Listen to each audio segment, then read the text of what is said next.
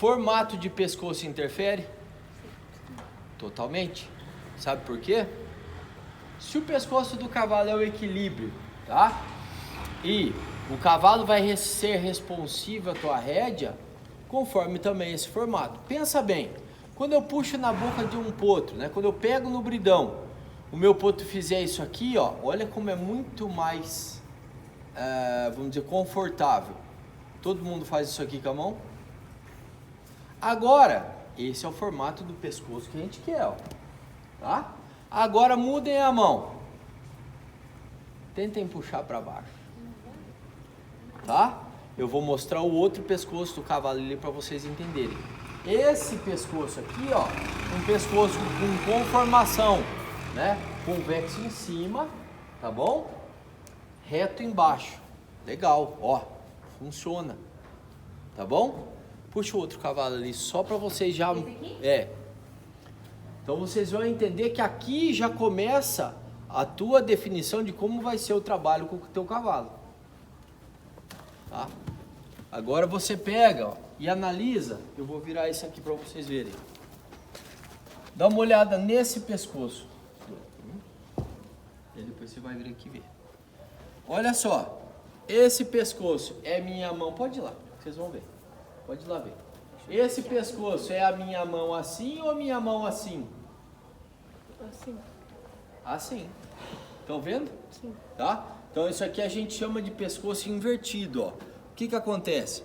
Você pode pegar essa distância do pescoço daqui, aqui é a mesma de cima. Estão vendo? É embarrigado aqui. Olhem essa musculatura da onde sai aqui e vem aqui. Vocês estão conseguindo ver isso aí? Sim. Bem, mas estão conseguindo ver, ó? Sim. Ó. Então, esse pescoço é aquela mão aqui que eu falei para vocês. Ó. Como é que eu consigo flexionar se o pescoço ele não foi feito para flexionar para baixo? Então é por isso que é tão difícil ela voltar para trás? Por isso, exato. Aí eu quero fazer a correlação do quê? Um animal desse, ele vai estar, olha só, em posição natural. Olha como é que ela está em posição natural. Ela está com a cabeça para cima ou para baixo? Para cima. Quando eu tocar na boca dela, a tendência dela é ir para cima ou para baixo? Para cima. Agora pensa bem. Se eu tenho um animal que está com o lombo invertido para baixo, ele vai recuar? Não. Muito difícil. Agora esse animal aqui recua? Muito mais fácil. Conseguiram entender que já começou aqui, ó. Então, quando eu vejo o formato, a conformação do animal, eu já consigo imaginar qual que é o problema futuro que eu vou ter na hora da doma, na hora do trabalho de rédea. Estão entendendo? Sim. Olhem a correlação do lombo daquele cavalo lá com aquele pescoço e desse aqui. Vocês estão vendo que o lombo dessa é uma égua? É. Vocês estão vendo que o lombo dessa égua é muito maior que o pescoço dela? Eu não preciso nem ir lá para ver isso. Então, eu já posso te dizer que esse animal aqui é um animal super desequilibrado e que vai dar trabalho para trabalhar ela na rédea. Vai dar trabalho de recuar. Porque ela me conta. Ela vai ter mais trabalho para recuar, ela vai ter mais trabalho para começar a ceder a nuca, a trabalhar encaixada, né? A tendência dela, né, quando a gente trabalha a boca dela, ela vai estar posicionada. A hora que a gente soltar, o que ela vai fazer? Vai voltar ao normal dela. É igual a posição da mão que eu mostrei para vocês. Você começa a puxar para baixo, até puxa. Fica, se eu ficar segurando. Uma hora que eu solto, o que acontece? Vai voltar igual uma borrachona para cima. Vocês estão entendendo? Sim. Então tem coisas que são atribuídas ao nosso treinamento. E tem coisas que são atribuídas à característica individual do animal. Estão entendendo isso? A gente tem que prestar atenção nessas coisas. São detalhes que também te ajudam a ter sucesso ou não no teu trabalho que você for fazer com o animal. Entendido? Então, voltando ao que a gente estava falando, a questão do lombo, né? Então, na sequência aqui, o lombo. O lombo, quanto mais retilíneo, melhor, né? A gente evita aqueles cavalos que tem uma alteração de coluna muito aprofundado aqui, né? Quanto mais alinhado o lombo do teu cavalo, né, mais força de lombo esse animal tem. Uma outra coisa importante, a altura de cernelha em correlação à garupa. De preferência que o seu animal tenha o quê? Um alinhamento. Quando o cavalo tem a garupa muito mais alta do que a cernelha, a gente chama de um cavalo menso. Já ouviram falar sobre isso? Ou menso, ou gacho, alguns lugares chamam de gacho, né? Tem um outro nome que chamam por aqui? Mas é um cavalo gacho. O que acontece? É um cavalo que tem a garupa às vezes maior do que a cernelha. O que acaba acontecendo? 60% do peso do cavalo tá onde? No membro anterior. Em torno de 40% do peso do animal posicionado, depositado no membro posterior. Se você tem um cavalo que tem a garupa muito mais alta, a tendência é que quando a gente tiver montado, a distribuição de peso não seja proporcional. Vocês concordam comigo? Se ele for levantado aqui, vai jogar o peso mais para onde? Para frente, para o anterior.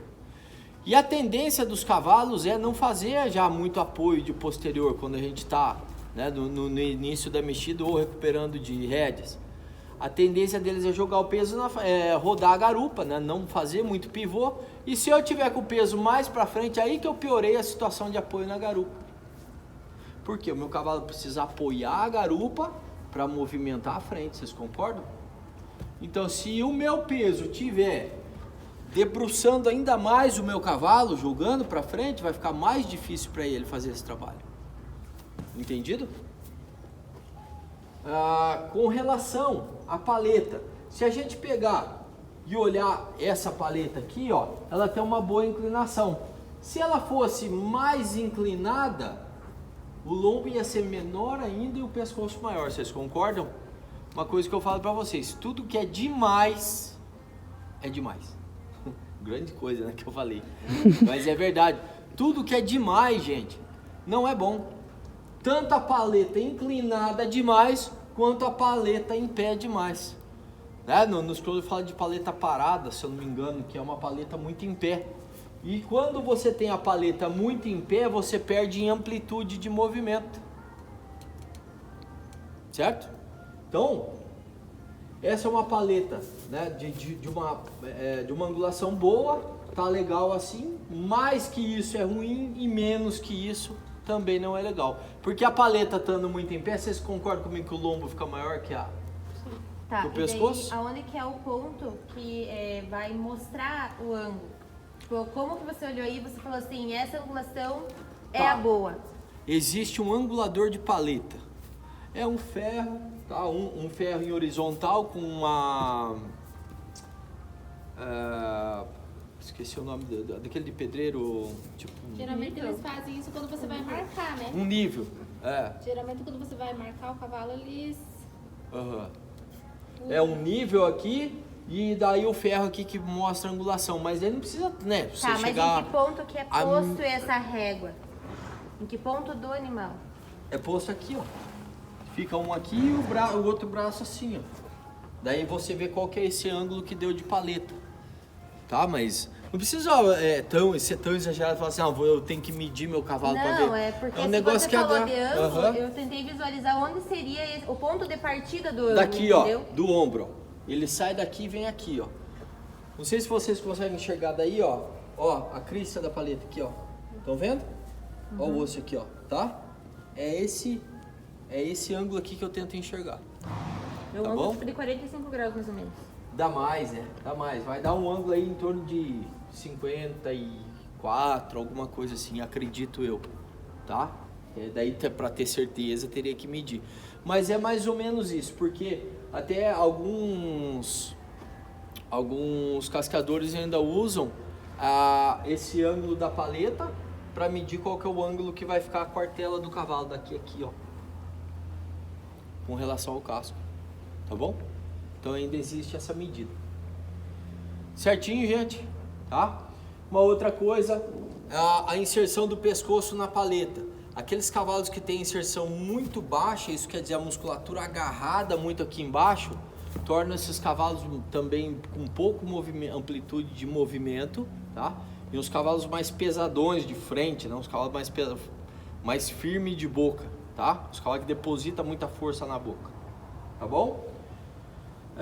Com relação a só, né, de observação, não tem muito a ver com o trabalho, mas se você pensar na questão respiratória, vai dar diferença. A profundidade de tórax, né? Quanto mais profundo o tórax, isso é maior capacidade pulmonar, os teus cavalos vão ter mais poder de respiração. Concorda comigo? Tá? Porque tem mais caixa, se tem mais caixa, tem mais área pulmonar também. Certo? Garupa. O que eu olho, né? Esse comprimento aqui, ó. Tá? Tanto lateral quanto tá? A visão de lateral, de perfil, quanto a visão de trás. A força da garupa tá nesse conjunto aqui, ó. Comprimento e largura. Aqui tá o motor do teu cavalo. Certo? E o motor ele é responsável pelo quê? Tanto para impulsão quanto para as paradas e para o recuo. Portanto, um cavalo de uma anca não precisa ser rachada, né? Como tu gosta de uma anca bem rachada, bem forte assim, né? Não precisa ser isso para ter um cavalo com um bom poder de impulsão e de freada e de recuo. O que importa é o comprimento e essa musculatura aqui lateral também. Tá? Se vocês olharem de costas, vocês vão ver por trás, vocês vão ver essa... Ó, não sei se vocês estão vendo essa parte aqui, ó. Essa parte aqui é muito poderosa na impulsão, tá? Aqui tem muita força. Tudo bem? Às vezes a pessoa preocupa muito aqueles cavalos com a garupa quadrada, que é um cavalo muito forte aqui, só que com pouca musculatura, pouco poder lateral aqui. Aqui tem muita impulsão, porque aqui é a musculatura que envolve o fêmur. Aqui tem muita força. Entendido? E por último, né, pessoal, o que a gente fala da observação da parte de morfologia é o aprumo, né? Então você vê o cavalo de trás ou de frente, você tem que ter o cavalo mais retilíneo possível, né? Você vê essa descida de membro sem fazer curva, né? A pinça do casco, né? Que é a ponta do casco aqui olhando para frente, tá? Fala assim, mas o que pode interferir? Por exemplo, se você tem um cavalo desse modo aqui, ó, com as pinças abertas, né? Uma deficiência de aprumo posterior, como é que você quer que esse cavalo freie bem, né? Como é que ele esbarre bem, como é que ele recue bem, porque se ele tá igual um pato, tá pisando desse jeito assim. Então fica difícil do cavalo vir para trás, ou do cavalo parar, porque cada vez que ele para, escorrega para os lados, ele bate a paleta. Aquela parada de socão, né? Tu joga a gente lá na cabeça do cavalo. Joga lá na frente, tá? Então às vezes essas paradas podem estar ligadas com o quê? Com os aprumos do posterior. Tá? E tem a parte do treinamento também, que, né, pode ocasionar essas paradas secas? Tem. Às vezes um cavalo tá parando muito rápido, mas sem qualidade, com a cabeça erguida, então ele vai bater as paletas no chão e vai dar socão. Tá? Mas pode estar correlacionado com isso aqui. E a frente do cavalo? Às vezes a gente vê algumas situações de um cavalo que não consegue espinar bem, tem pouca amplitude de movimento com o membro, daí você vai ver o peito do cavalo, ele é um peito sem uma largura aqui, ele não tem distância entre os membros, né? Um peito muito apertadinho.